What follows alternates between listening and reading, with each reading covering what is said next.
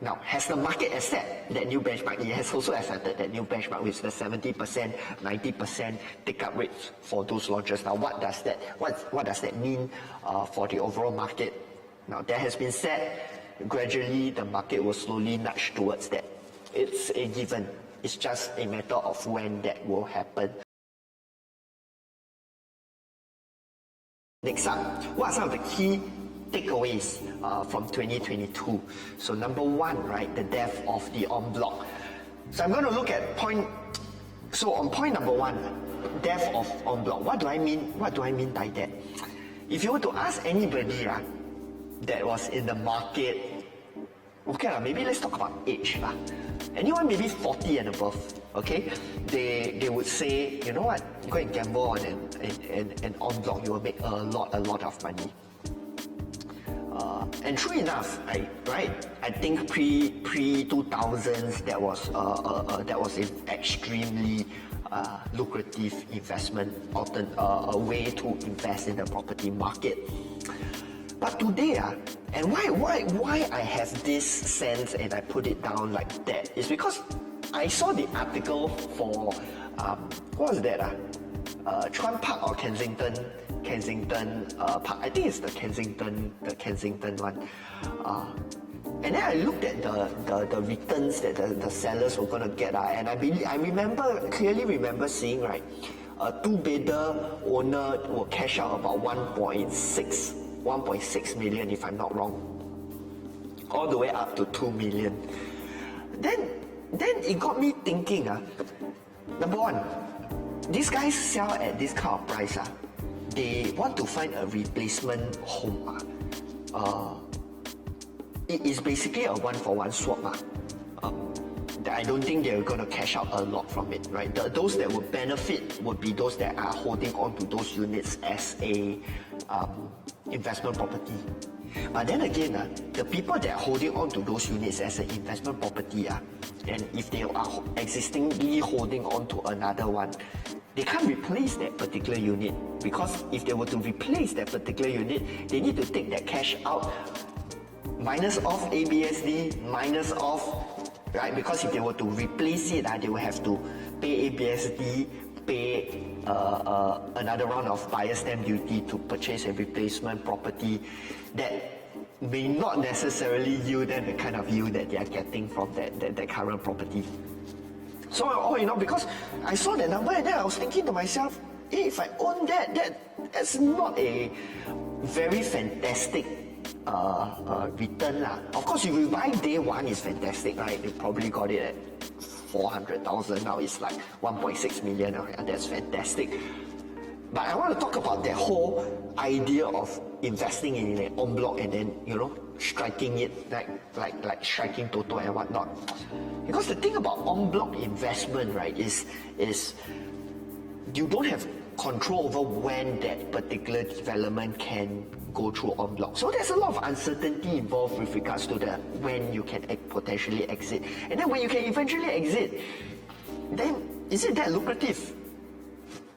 Think about it, right? You want to buy in right now for potential Enbloc property, the seller also factor in that potential inside for you already. So that profit margin for the risk and for the uncertainty involved, I feel don't really match up, okay?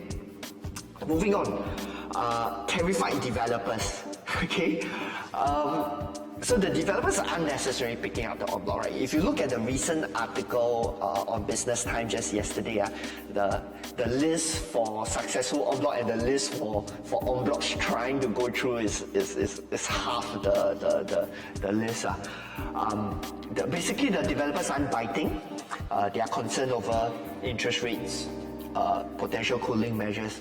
Now, if you are complaining about the cooling measures you have to deal with, you got to put yourself in the shoes of the developers. They are getting it real badly from all these cooling measures. First of all, they have a non-refundable 5% ABSD.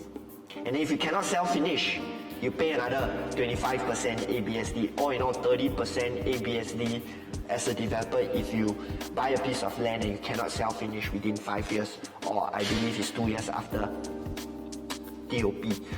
So that is very, very painful.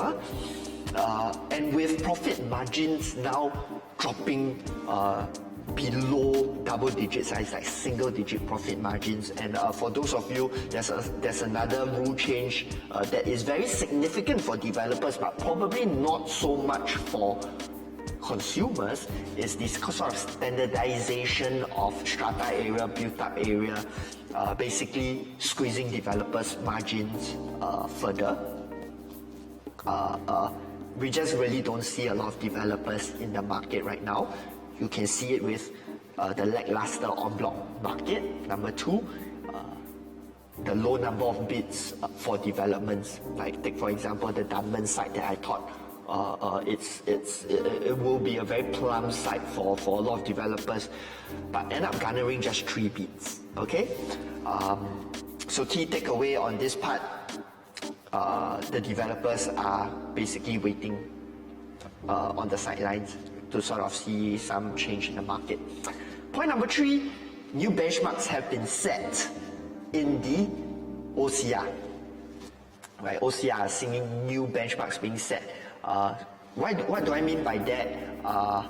So yes, last time there's a lot of when Pasir Ris 8 first hit that 2000 PSF mark, everybody was like, that's nuts, right? 2000 PSF. For the more nitty-gritty folks, you'll say, it's only 2 units that have hit. But right now, end of 2022, we have seen Lentor Modern, we have seen Amo hitting that 2000, with most units crossing that 2000 PSF. So we have to accept that that's the new benchmark. Now, has the market accepted that new benchmark? It has also accepted that new benchmark with the 70%, 90% take-up rates for those launches. Now, what does that mean for the overall market? Now, that has been said, gradually the market will slowly nudge towards that. It's a given. It's just a matter of when that will happen. You got to accept that as a consumer. Okay. But point number 4, now that's the flip side to things. Is there a price resistance to those prices being set? I feel there is a little bit, right? But more so coming from external factors, uncertainties in the market, as opposed to people not being able to afford it. Now, if you follow the channel, you know we have shared data before on sort of the amount of cash in the Singapore real estate market. Later on, I have a slide to share with you some of those data.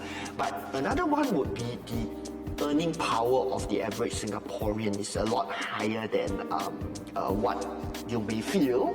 Okay, so those new benchmark prices are based on my data, people can afford. Okay, but why aren't most units hitting that price point? I believe it's a lot of because of the external factors involved, as opposed to somebody actually being able to afford it. Now, how does that play out in the big scheme of things moving on to next year? We will talk about that later on.